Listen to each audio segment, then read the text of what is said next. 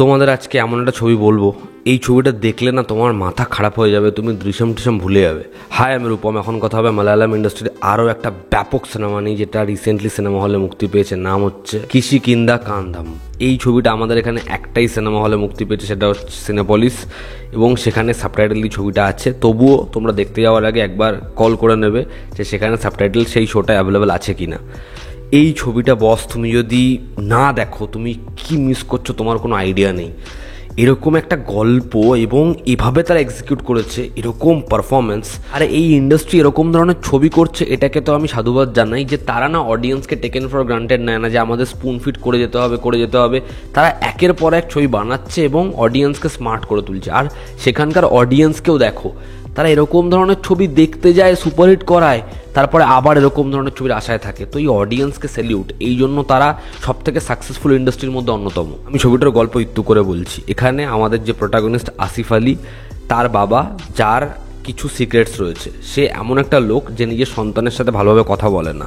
তার বন্দুক অনেক দিন ধরে মিসিং, সেটা লাইসেন্স রিনিউ করার দিনে সেটা পাওয়া যাচ্ছে না। আগে থেকেই পাওয়া যাচ্ছিল না, কিন্তু এরা গল্প বাড়াচ্ছে। এবার আসিফ আলীর আগের পক্ষের যে ওয়াইফ, সে মারা গিয়েছে এবং তার ছেলে 3 বছর আগে হারিয়ে গেছে। এবার তার নতুন যে ওয়াইফ অপর্ণা, সে ইনভেস্টিগেট করছে কিভাবে তার ছেলে গায়েব হলো এবং তার বাবা কী লুকোচ্ছে। এর থেকে বেশি জানতে হলে তোমাকে নিকটবর্তী সিনেমা হলে গিয়ে, মানে একটাই সিনেমা হলে আছে, ছবিটা দেখতে হবে। পজিটিভ দিক আর পজিটিভ দিক, আমার কাছে এই ছবির জন্য কোনো নেগেটিভ দিক নেই। নেগেটিভ দিক বলার আমার কোনো সাহসও নেই লিটারালি। ছবির প্রথম পজিটিভ দিক হচ্ছে এই ছবির এরকম একটা মাথা খারাপ করা গল্প। ছবির গল্পের মধ্যে কি হবে এর পরে তুমি জাস্ট অনুমান করতে পারবে না, গল্পটা যেরকমভাবে যাবে। এবং কি মিস্ট্রি ভাই, ছবিটার এন্ডের যে 20 মিনিট তোমার মাথা খারাপ হয়ে যাবে। মানে এরকম একটা চ্যাপ্টার লুকিয়ে আছে, তুমি ভাবতেই পারবে না। ছবিটা জাস্ট ব্যাপক। শেষে তোমাকে ধাক্কা তো দেবেই, এবং ছবিটা শেষ হওয়ার পর তোমার মনে হলো ছবিটাকে আলটিমেটলি শেষ হলো। মানে এরকমভাবে প্রত্যেকটা ক্যারেক্টার জিনিসপত্র বহন করে যাচ্ছে, জাস্ট ফ্যাব ভাই। সেরা, বছরের সেরা সিনেমা হচ্ছে এই ছবিটা। সেকেন্ড পজিটিভ দিক হচ্ছে এরকম ফাস্ট পেস্ট স্ক্রিন প্লে।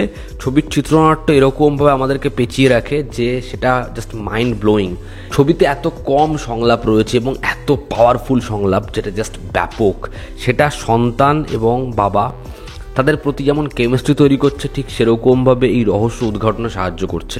দারুণ রাইটিংয়ের পরিচয় এই ছবিতে পারফরমেন্সের দিক থেকে আসিফ আলী, অপর্ণা এবং যে বাবার চরিত্রে অভিনয় করেছে, কি দারুণ কাজ করেছে। বাবা আর ছেলের এরকম কেমিস্ট্রি, শেষের ওই হাকটা আমি ভুলবো না।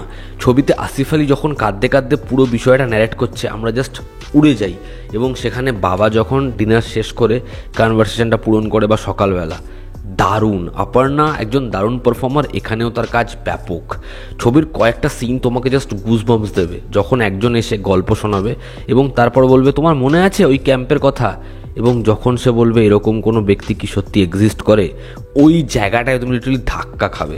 এবং যখন ছবিতে একের পর এক কাগজ উঠে আসবে, সেখানে সে কী নোট করে রেখেছে এবং সেটা কনক্লুশনে কোন জায়গাতে নিয়ে যাচ্ছে, দারুণ ভাই দারুণ। ছবির মেকিং এবং ব্যাকগ্রাউন্ড স্কোরে তুমি না ইনসেপশনের একটা ছাপ পাবে, সেরকমভাবেই ব্যাকগ্রাউন্ড স্কোর ট্রিট করা। এই যে রিয়ালিটি কোনটা সাজানো, সেটাকে যেরকমভাবে তারা ব্যাকগ্রাউন্ড স্কোরের মাধ্যমে ট্রিট করেছে, দারুণ। ছবির মধ্যে কিছু রেফারেন্স শট রয়েছে, ছবির মধ্যে বানরদের যেরকমভাবে দেখানো হয়েছে।